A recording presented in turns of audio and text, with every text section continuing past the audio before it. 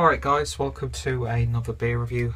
This time we've got a beer from Köstritzer, who are of course famous for the Schwarzbier.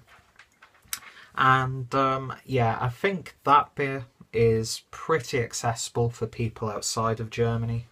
And I think Köstritzer is part of Bitburger now, I'm not too sure. But yeah, this is one that I've not seen before, and it's the Kellerbier, which is obviously unfiltered and untouched, cask conditioned, that sort of thing. And this one is clocking in at 5.4%. Now, I'm a big fan of the Schwarzbier. A really nice beer. It's also really good for cooking as well. We did that, well, we made like a goulash with some red cabbage and dumplings, and it worked a treat with it. But yeah, the Kellerbier. I'm partial to the style and its variations, so I'm really interested to see how this one turns out. Really nice looking label. Got a nice brown, woody sort of coloured label. Nice little illustration on the back. Got a nice label on the neck, and there is the crown. So yeah, really nicely presented, and I really like the Köstritzer bottles as well.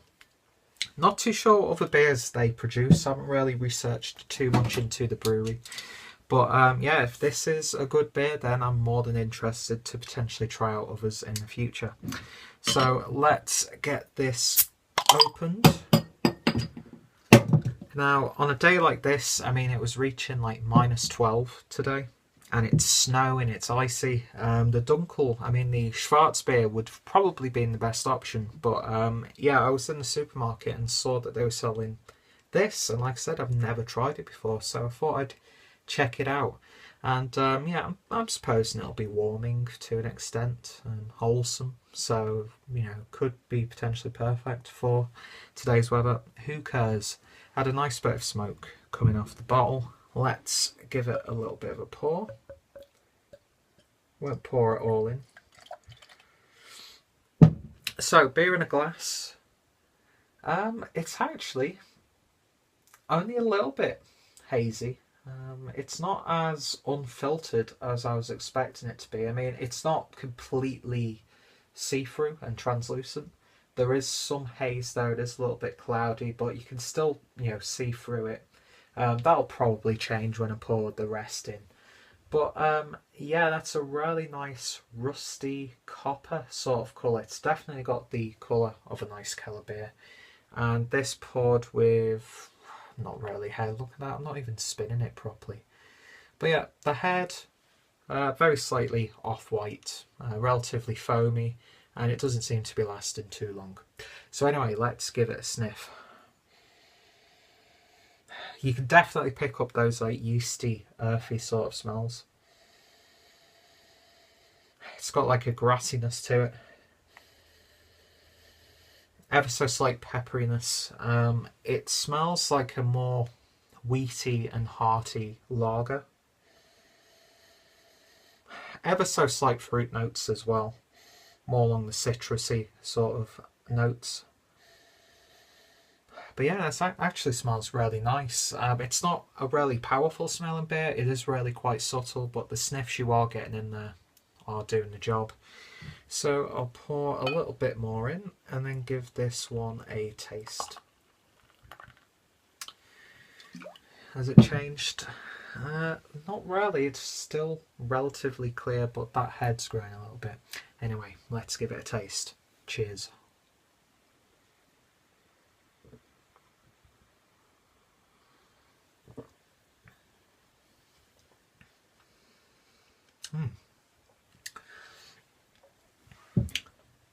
Earthy toffee, that's what is springing to mind. You're definitely picking up like a caramel malt in there. Not sure if they use caramel malts, not too sure what malts they use in this beer. But yeah, it's got like a biscuity sweetness where it's not overpowering, it's not like a sickly sweet, not like a sugary sweet. But at the same time, that's like, it's balanced perfectly with like an earthiness.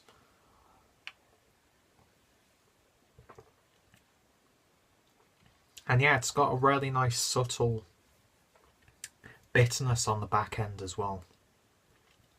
There's really not much going on with this beer, to be honest.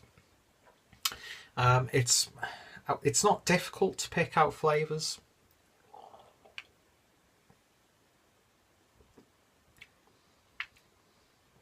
Yeah, it's like a peppery, slightly sweet biscuit. And it's a really nice culmination of those flavours. If you're familiar with the Kellerbier style, it's actually a really good example. As much as I like the style, some of them can be, even though I was bitching about that this wasn't really hazy, they can be a little bit heavy on the stomach.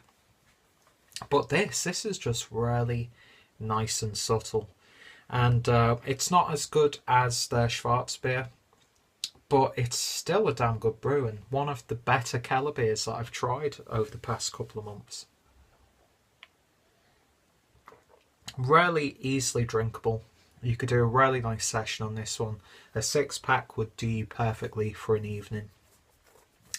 It's a beer that you can have with a meal, or you can just drink it on its own and works well in both regards.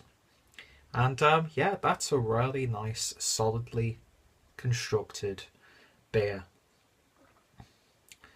And yeah, those like earthy, bready tones, that yeast, got like a fruitiness. You've got like a fruitiness there. The citrusy sniffs, not really picking up on the taste, which I'm actually quite glad. And yeah, I'm not too sure if I am picking up like a woodiness from like the cask. But yeah, it's just a really nice balanced beer. Nothing's fighting for your attention. It's really relatively mild. Got a really nice mouthfeel to it. Not too heavy, not too light. And yeah, but it's got like a level of heartiness to it. All in all, really solid beer. I knew that it was going to be a good brew because of the brewery itself. But yeah, their take on a Kellerbier is really damn good actually. So shaking it up and poured the rest in. Ever so slightly cloudy, but not really cloudy, if you get what I mean. But yeah, really nice looking beer, really nice sniffing beer, really nice tasting beer, and it's subtle on the sniff and the taste. And it's just works well perfectly. So I'm going to give this 7.5 out of 10. If you can source it, give it a try. You can. There's a hell of a lot worse out there when it comes to Kellerbiers. And yeah, very intrigued about the brewery even more. I'll have to look into what other beers are available in the vicinity. But yeah, 7.5 out of 10. If you want to find out more about the brewery and the beer itself, links will be down below. Any reviews I find here on YouTube will also be included. And yeah, subscribe to the channel for more beer reviews. And until the next time, I shall see you all later. Cheers.